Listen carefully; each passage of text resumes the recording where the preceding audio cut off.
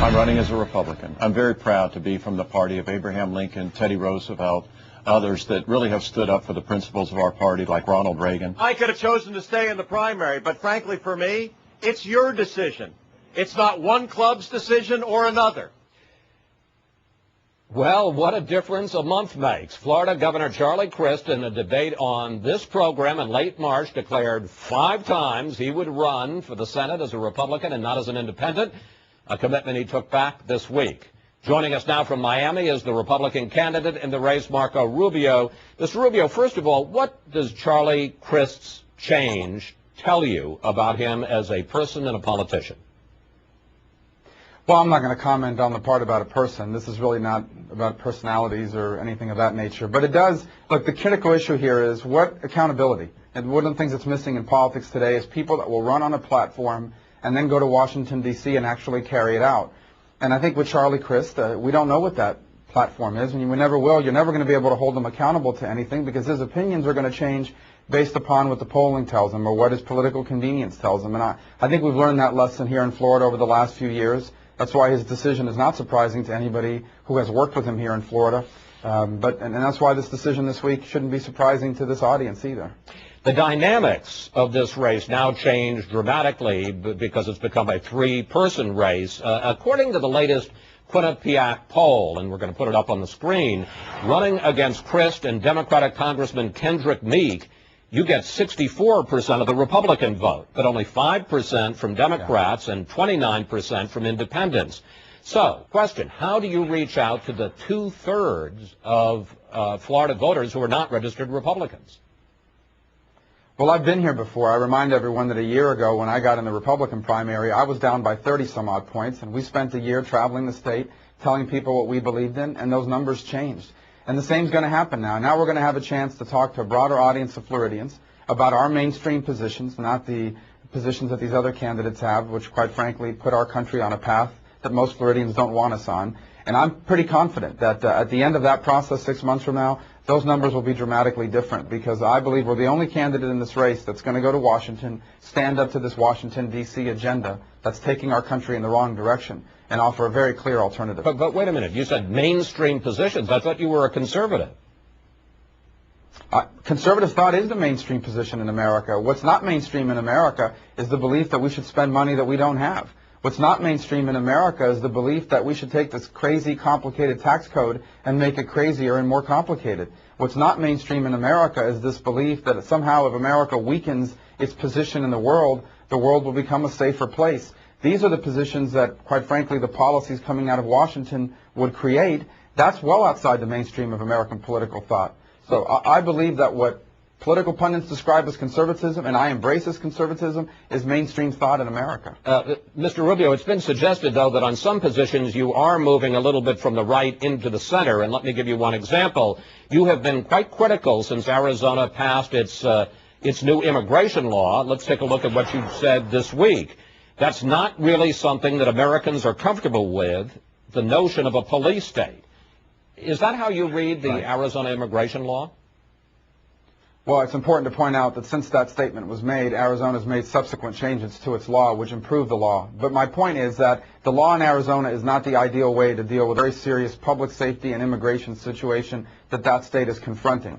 And my point was that these kinds of laws, like what's happening in Arizona, although you understand why folks in Arizona are doing it because they're scared and they're tired of a very serious public safety crisis, from a national perspective, is not the ideal way to deal with this. The best way to deal with this is for the federal government to do its job and secure its border with Mexico, not just because of immigration, but because of public safety. You have an all-out drug war happening in Mexico, and it is spilling over into American cities, and the federal government has failed to secure that border adequately. You're also a big supporter of offshore drilling, but after the Gulf spill in the last 10 days, you said this: we should be very concerned with what led to this disaster. And until that question is answered, I don't think we can move forward on anything else.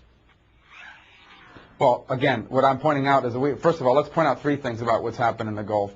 Number one is our number one priority needs to be to control that situation. This is shaping up to be an ecological disaster, but also an economic one. There are a bunch of people in the Gulf Coast of Florida, Louisiana, and other Gulf states who make their living off the fishing industry, the shipping industry, the shrimping industry, whose livelihoods could potentially be wiped out. And that's why first order of business has got to be to get this under control as soon as possible. The second order of business is to figure out why this happened. Was it human error? Was it a technological breakdown? Was it something this company, British Petroleum, is doing that other companies do not do? Ultimately, America still has an energy independence problem, or an energy independence goal and an energy dependence problem. And it has to have all of its energy resources at its disposal. But obviously, safety is always the first caveat to any measure that we take, whether it's in energy, transportation, or any initiative that America pursues. But energy independence is still a very important goal for America, and I believe having all of our energy resources at our disposal is at the forefront of that. But just to quickly follow up, you're saying that until we know exactly what caused this, all plans for more drilling offshore should be put on hold. Well, quite frankly, I don't think there's any imminent plans to drill offshore anyways, and so that's a moot point. The important point is, what do you do with the existing rigs that are out there now? I don't think anyone, and rightfully so, is suggesting that we shut them down. But are they using the same technology? Is it likely that this could happen somewhere else, or is this an isolated instance due to human error, or a technological malfunction, or a technological inadequacy? Order number one is to get this under control, and step number two is to figure out why this happened so that it will never, ever happen again. Mr. Rubio, it's been reported that the IRS is investigating your tax records to see if you misused a Republican Party credit card for your own personal expenses. Is that true? Well, I don't know. I'm not aware of any investigation. Quite frankly, the only one who's ever talked about it is an anonymous source to a newspaper.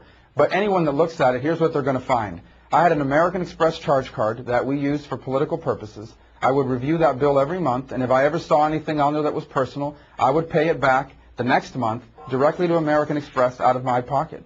And that's what, it's not going to take anyone very long to figure that out. In hindsight, I wish we would have been a lot more careful. We've learned valuable lessons about it. There's no doubt that I wish we would have been more cautious. But at the end of the day, every personal expense was paid for out of my pocket. I just want to quickly follow up, and the quick questions, quick answers. Have you or your office had any contact with the IRS or any federal authorities? No. No, absolutely not. Have you paid the party back for all charges that you admit that you billed to them improperly? Well, there was only one that was talked about, and it was an error. Actually, the chairman of the party called it inadvertent, and that is proper legal state travel that also was paid for on the party credit card, and we have reimbursed that weeks ago. And why not release your income tax returns as well as your credit card statements to clear up any questions about this? Well, the credit card statements are now public. They were actually leaked to the media, so they're out there, and we will be releasing our income tax statements here in the next couple of weeks. Well, for how long a time, sir? Well, we're talking to our accountants about that, but we're going to comply with whatever the standard is and whatever is necessary for full disclosure. Here's what I'm comfortable saying, Chris. People are going to know more about my finances than any other candidate in this race here in the next couple of weeks. Finally, and we got about a minute left, during the debate here a month ago, you surprised a lot of people when you said that changing the retirement age and also changing the cost of living adjustment for Social Security, and you were talking only about people who are now under the age of 55, should be on the table. After that, Governor Christ called that idea cruel and unfair to seniors living on fixed income. Mr. Rubio, do you stand by that? Will you consider benefit cuts to Social Security for people who are now under age 55? I think the systems have to change. I don't think any serious observer of the process believes that we can get away with not doing that. Social Security, Medicare, Medicaid, these are programs that will bankrupt themselves and bankrupt our country. And the people of my generation, folks under 55 years of age, I think are starting to growing in their understanding that unless we reform these changes with serious proposals to reform them, not the status quo, they will bankrupt our country. These have to be dealt with. I stand by it squarely. I think almost any serious observer of what's happening in this country and the growing debt in our nation believe that as well. Mr. Rubio, we want to thank you. Thank you so much for joining us today, and we'll be watching this race right into November. Thank you.